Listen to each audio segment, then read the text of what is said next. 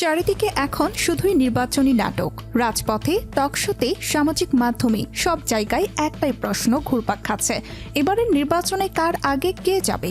80% seat একা BNP জোট পাবে এবং এইটার সংখ্যাটা হলো 240। কে কার ওপর প্রভাব ফেলবে আর শেষ হাসি কার মুখে ফুটবে। নির্বাচনী মাঠ যেন এখন এক বিশাল খেলাঘর, যেখানে প্রতিটি পদক্ষেপ, প্রতিটি মন্তব্য, প্রতিটি সমঝোতা এবং প্রতিটি ইস্যু নতুন করে উত্তেজনা ছড়াচ্ছে। এই উত্তপ্ত আবহেই আমরা দেখতে পাচ্ছি একের পর এক ঘটনা, যা শুধু রাজনৈতিক হিসাব নয় বরং নাটকীয়তার মঞ্চে পরিণত হয়েছে। বিএনপির নেত্রী রুমিন ফারহানার মন্তব্য এই উত্তেজনাকে আরও বাড়িয়ে দিয়েছে। তিনি বললেন, আমার বাপের সময় কিন্তু তারা কারচুপি করছিল। এই তারা কারা তা রাজনৈতিক মহলে এখন প্রশ্নের কেন্দ্রবিন্দু। এটি কি পুরনো নির্বাচন ব্যবস্থার বিরুদ্ধে সতর্ক সংকেত, নাকি নতুন করে আসন্ন নির্বাচনের আগেই রাজনৈতিক বার্তা? মন্তব্যটি জনগণের মধ্যে বিতর্কের ঝড় তুলেছে। অনেকেই বলছেন এটি পুরনো দুর্নীতি ও অসন্তুষ্টির প্রতিফলন, আবার কেউ মনে করছেন নির্বাচনের আগে এটি একটি রাজনৈতিক ইঙ্গিত।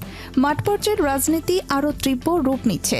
নাসির উদ্দিন পাটোয়ারির সামনে এক ব্যবসায়ীর মুখে চাঁদাবাজির অভিযোগ শোনা মাত্রই পরিস্থিতি উত্তপ্ত হয়ে ওঠে। অভিযোগ করতে করতে সেই ব্যবসায়ী লাঠি হাতে তুলে প্রতিবাদ প্রকাশ করেন। মুহূর্তের মধ্যেই সেই দৃশ্য ভাইরাল হয়ে যায়।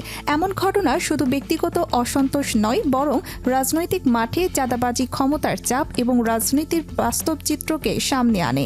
সাধারণ মানুষ প্রশ্ন করছে, রাজনীতি কি এখন ভয় ও ক্ষমতার লড়াইয়ে পরিণত হয়েছে, নাকি সেবার মূল উদ্দেশ্য এখনও জীবিত আছে? এদিকে রাজনৈতিক জটিলতা আরও বাড়ছে। জামায়াতের জোট থেকে হঠাৎ বেরিয়ে গেল ইসলামী আন্দোলন বাংলাদেশ। দীর্ঘদিনের মিত্রতা, অভ্যন্তরীণ কৌশল এবং আস্থা ঘাটতি কি এর পেছনের মূল কারণ?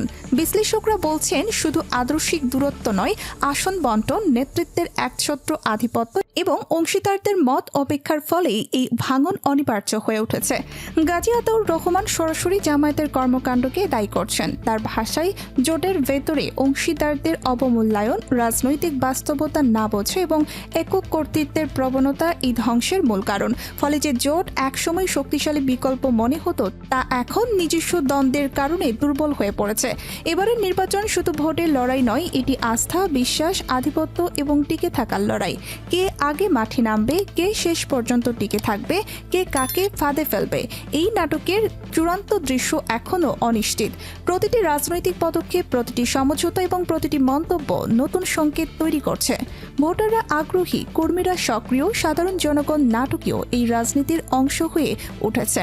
রাজনৈতিক বিশ্লেষকরা বলছেন, আগের তুলনায় এবারের নির্বাচন আরও উত্তেজনাপূর্ণ হবে, কারণ এখানে কৌশল, চক্রান্ত এবং ব্যক্তিগত দ্বন্দ্বের মিশ্রণ দেখা যাচ্ছে।